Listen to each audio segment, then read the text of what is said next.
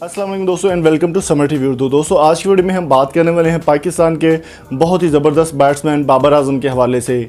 दोस्तों यहाँ पर एक बहुत बुरी खबर आ रही है बाबर आजम के हवाले से और बाबर आजम खुद उस खबर से काफ़ी ज़्यादा परेशान है, तो उनके फैंस का क्या हाल होगा।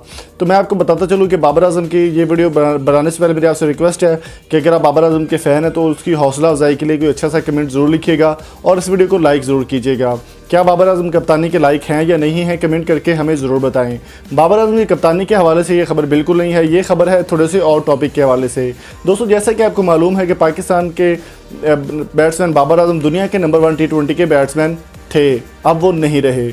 जी हाँ दोस्तों, ये बहुत बुरी खबर यहाँ पर आ रही है बाबर आजम के फैंस के लिए कि T20 रैंकिंग में बाबर आजम जो है वो दूसरे नंबर पर आ चुके हैं। बहुत ही ज़बरदस्त बैट्समैन हैं, बहुत अच्छी तरीके से वो परफॉर्म करते हैं।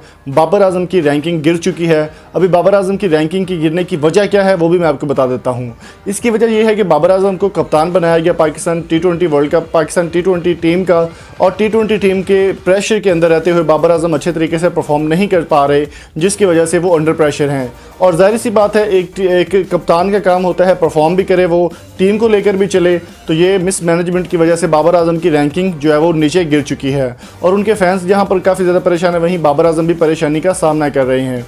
तो बाबर आजम को कुछ पॉइंट्स यानी कि 1 या 2 पॉइंट्स के अलावा बाबर आजम अगर अच्छी परफॉर्म करते हैं, मज़ीद किसी T20 में जिम्बाब्वे के खिलाफ अच्छी T20 करते हैं, तो वो अपनी रैंकिंग पर नंबर 1 दुनिया में T20 बैट्समैन बन सकते हैं। तो दोस्तों बाबर आजम के साथ दीजिए, उसको फॉलो कीजिए और बाबर आजम की हौसला अफजाई के लिए इस वीडियो को ज़्यादा से ज़्यादा शेयर करें।